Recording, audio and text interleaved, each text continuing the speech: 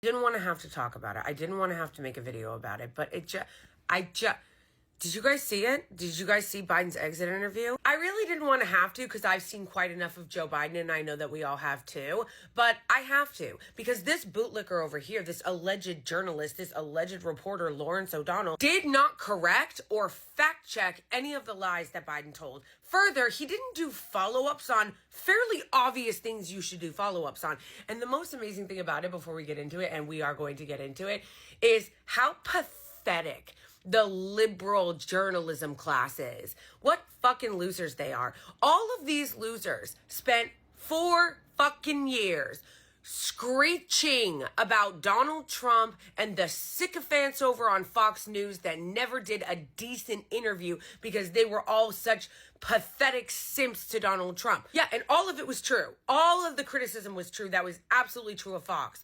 What are you doing? So tell me why you're sitting here on MSDNC doing the same exact thing you criticize the right for doing. And I know that there will be people that'll be like, it's not even close to the same thing. No, I understand there's differences. For instance, like the right is like a parody in the way they kiss Trump's ass. Just because you're not doing over the top, embarrassing, groveling, ass kissing, sir, you're the best of the best of the best, sir, doesn't mean you're still not being a bootlicking pipsqueak as Lawrence O'Donnell was in this interview. And you certainly don't get to run around talking about some MAGA this and MAGA that and they don't challenge Trump and then do a fucking softball like this. Not be able to sustain itself for the long term without accommodating the Palestinian question and their safety, the safety of American Jews.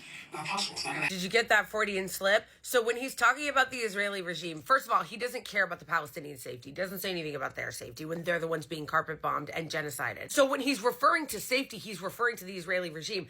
Amazing Freudian slip, because how many of these so-called Israelis are actually just Americans who moved there to steal some Palestinian's house? I kept reminding my friend and his friend, although we don't a lot. He's my best friend. When he moved really hard on the Philadelphia line Corridor. and took out a hospital. Which one? He's done like 40. Somewhere of those guys were hiding underneath the hospital. No, they weren't, Grandpa. Think about Hezbollah. Hezbollah! Is they had all the facilities underneath schools, Lied. hospitals, Lied. churches. Lied. So you had to Lied. condemn you to take people out. Let me put it this way. You understand? Trying to protect him? When I went to Israel, immediately after their attack by Hamas, 8 days later, whatever it was, and I told them we were going to help. I said to Bibi, I said, you can't be carpet bombing these communities. But then he And did. he said to me, well, you did it. You carpet bomb, not his exact words, but you carpet bomb Berlin. He proceeded to carpet bomb Gaza and you let him. You You helped. killed thousands of innocent people because you had to in order to win a war. So that's why we came up with the UN. No deals by which what we do relative to civilians. Is this a and joke? military.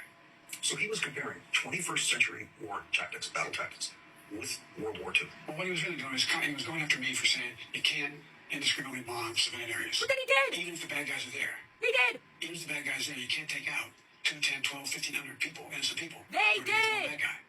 And he made the legitimate argument. His perspective, look, these are the guys that kill my people. Legitimate These are the argument? guys- If he's making, in your mind, a legitimate argument for carpet bombing hospitals and children because they killed his people, well then, does that mean that it works the other way? So basically he's saying he told Netanyahu not to bomb civilians, and then Netanyahu had a legitimate point to say that he should be able to, because we did, and then Biden was like, yeah, but that's why we have the UN Charter, but also you make a legitimate point. Go ahead! They're all over in these tunnels. Nobody had any idea the miles of tunnels were down there. It's amazing what they built. And they're sometimes 20 feet under the ground. Hey, Lawrence O'Donnell, are you going to fact check this bitch at all or not?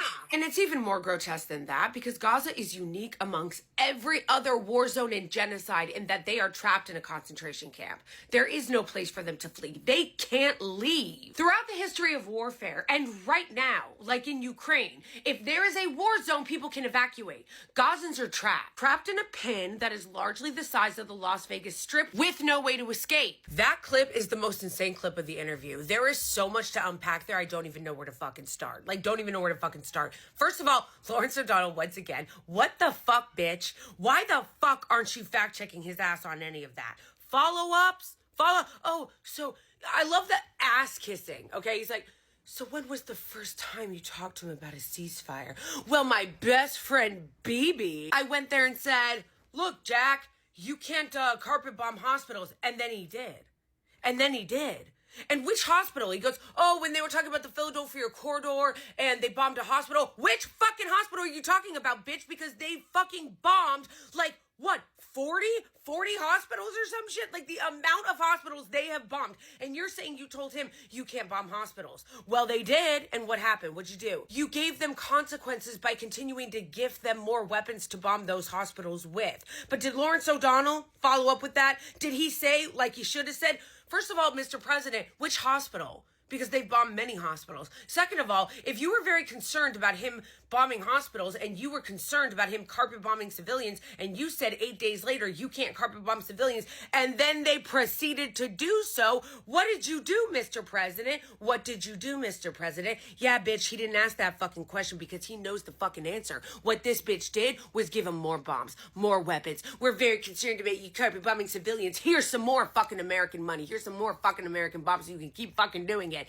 Fuck you, Lawrence O'Donnell. There is zero evidence that Hamas were under the hospitals. It's amazing, the tunnel system they have built. Yeah, bitch, maybe you should bring them over here and have them fix our fucking subway and infrastructure since you guys can't fucking do it. This is a reason why this fucking network is failing, and good, because you guys are garbage. It opens the door at the very least for more citizen journalists to do the job that you motherfuckers refuse to do. Because these douchebags rather be invited to the cocktail parties in DC and be buddy-buddy with the powerful than they rather ever fucking ask an actual journalistic question. No fact checks on the lies about Sinwar. Sinwar wasn't under the fucking hospital. It is a fact that when they accidentally found Sinwar, because they're such incompetent buffoons and such a fucking incompetent idiot military that they couldn't even find them, but when they actually finally found Sinwar, you know where the fuck he was? Above ground. Above ground, fighting alongside his men. But you motherfuckers wouldn't know anything about that because you've never fought for shit.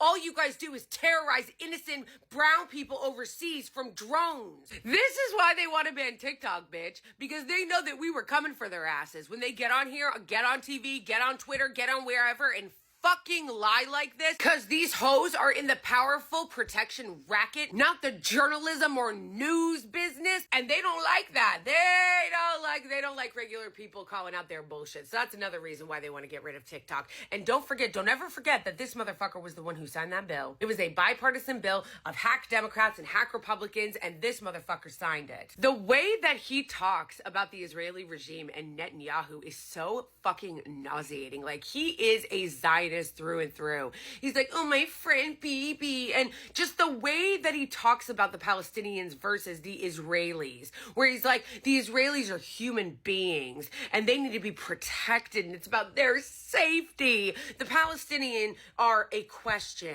The Palestinian problem, the Palestinian question. You know what that sounds like? The way they talk about the Palestinians sounds a little bit like the way some people in the 1930s and 40s talked about the Jews. Who is that again? There has been literally zero evidence that any Hamas command and control center has been found under any hospital or any infrastructure. That any of their commanding, zero evidence, zero. The I have a yeast guy still looking for him. How can, if we don't lead the world, who leads the world? What happens? How do we dominate? I mean, we lead the world of basic fundamental principles, like the UN Charter, those kind of, What? Is this a joke? We have the size, we have the scope, we have the ability, we have the technology. And Lawrence O'Donnell's letting him. The U.S., during this genocide, has made a fucking mockery of the UN Charter. They have argued against enforcing the UN Charter at every step. And he's really sitting here with a straight fucking face being like, who's going to lead the world in following the UN Charter? And Lawrence O'Donnell lets him get away with it! Kept reminding my friend and his friend, my friend, my bestie, Bibi Netanyahu, that he has to find a way to accommodate the legitimate concerns of a large group of people called Palestinians who have no place to live independently. No, who's making it so they don't have a place to live? Who's making it so they don't have a place to live, motherfucker? And then the part about the UN, oh my gosh, I was literally screaming as I'm watching it. And of course, once again, this bootlicker doesn't fucking ask any follow-ups about this. I'm literally losing my mind about the UN part. Because he's like, so Bibi said to me when I said you can't carpet bomb the place, well, you did it during World War II. And then Biden said, which would be the correct answer if he had actually done any of this, yes, What happened in World War II was horrific. That's why we have the Geneva Conventions. That's why we have the UN. All of those reforms about the rules of war and how to engage came after World War II. I can't stand when Zionists and shit bring up the past all the time as an excuse for what they're doing in the present, because we can't go back in time. Time marches on, friends, and we can't go back and change what happened in World War II and Dresden and Hiroshima. But you know what we can do, and we did do? Make changes going forward. And the Geneva Conventions and the fucking UN, the fucking Hague, were all part of reforms to ensure that those things did not happen going forward. The thing is, though, is that you didn't fucking follow any of that. In fact, you sent your fucking lackeys out over at the UN to vote against the ceasefire every fucking time. Every fucking time. Over 40 times they voted against the ceasefire in Gaza. America sent our UN ambassadors out to vote against a ceasefire every fucking time. So what the fuck is Grandpa sitting here talking about oh, well, I told Bibi that that's what we have the UN for. We don't want it to be like it was in Dresden. Hey, cool story. Why don't you fucking tell the people in the UN voting against the ceasefire that? Because never forget, the only reason why we never had a ceasefire is because of the United States. Every other fucking country in the world voted for a ceasefire. Well, I mean, I don't think Germany did, but it's Germany. I mean, come on. Except for us. The United States were the reason why those ceasefires all got shot down. But does Lawrence O'Donnell say any of that to him? Like, well, I don't know, Mr. President. I know you're saying that, and that is what the UN is for, so why'd you obstruct it? Why did we vote against ceasefire after ceasefire after ceasefire? Why are you going after the ICC? Why is Congress passing a bill going after the ICC and sanctioning them for holding the war criminals accountable? I thought that was the point of the reforms that came out of World War II, but now this bitch doesn't say any of that. Because they vote him out of office tomorrow. My bestie BB. There was already a big fight about what he was going to do relative to the court. And so, in fairness to BB... In fairness to BB, shut the fuck up! You guys, this is why it is so next level deranged when you hear Republicans, like the Republican senators that are all on a leash being dog walked by the Israeli regime, like Ted Cruz and Tom Cotton and Marco Rubio, being like, it's finally time to get somebody in there that's gonna stand with Israel. Bitch, you for sale bitches are really saying that Joe Biden has not done everything the Israeli regime wants? Are you kidding? I genuinely believe, and I think they know this too, that he is way more pro-Israeli regime than even Trump is. Because I think that, not policy-wise I'm talking about, but like personally, I think they are. Because I think Trump is a transactional narcissist that just cares about people praising him and liking him and getting attention and acclaim and power. He doesn't actually give a shit about the Israeli regime personally. Biden actually does. And you can see it in the way that he talks about it. Bibi, my bestie Bibi. I'm a proud Zionist. Like, Biden is actually ideologically committed to the project. So again, that's not to defend Trump or not to say that Trump hasn't done horrible shit regarding them and won't do horrible shit regarding them. He absolutely will. I'm just saying, it's hilarious to me when I see Republicans being like, Biden is no friend to the Israeli regime. Like, for the love of God, can you be fucking serious for once in your life? Anyway, the interview ends with Lawrence O'Donnell, of course, again, not fact-checking anything he said, not following up with any of the ridiculous claims he made or things he said about the UN or the lies he told about Sinwar and the tunnels. No. He just kisses his ass. Talks about how he's known him for a long time and he saw his family in the room as he was leaving. And shut the fuck up. Give him a tongue bath later. Right now, you're supposed to be interviewing him. So how about you do that? I know you guys are all just stenographers to power, playing journalists on TV, but if you're going to sit there and do dress up like this, can you at least ask a few real questions? Biden's legacy is genocide. Okay? And any good thing his administration did has been totally overshadowed by that. And let me be clear. There were good things that his administration did on domestic policy, on policy as far as manufacturing and labor rights and the FEC. But all those things are going to get overshadowed and washed away because, well, number one, some of the things that they did that were good were things that could easily be undone by the Trump administration, and the Trump administration is already undoing them. And the bills that they passed that actually were decent, although a lot of them were also corporate giveaways, you won't even feel the effects of them for years, which Trump will just take credit for them anyway, the good things that did happen, which, you know what? Let him. That's on you, Democrats, for being so fucking feckless and pathetic that you don't know how to do politics. But his real legacy, his legacy that's going to overshadow everything is going to be his foreign policy legacy, the legacy of genocide, the legacy of having the deaths of hundreds of thousands of Palestinians on his hands. And I know a lot of you clowns are going to be like, that's not how many Palestinians have died. Yeah, that's what you guys are saying now. Once everything is said and done and they actually go through there and get some foreign journalists in there, because remember, they don't allow foreign journalists in there. They've killed all the Palestinian ones. They've killed over 205 fucking journalists in Gaza. You are going to find that it was way more people that were killed in this genocide than what we know right now. And you are already seeing a lot of the IOF soldiers try to reclaim their image by coming out and saying that they're going to report some of the war crimes they saw. You saw a lot of that happen in Germany after World War II, just like a lot of them are fleeing to South America. Look that up. Look that up. Lots of parallels and similarities there. This is Biden's legacy. Genocide Joe and Holocaust Harris and Butcher Blinken. And I know they'll try to rewrite history about it. They already are trying to rewrite history about it, but we will not let them.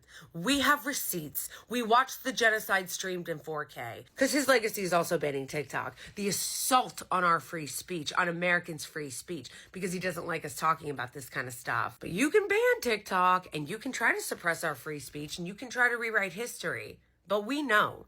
We know. We are not going to forget what you did to Gaza and Palestine. Regardless of what platform we have to do it on. We're not going to let any of you forget that either.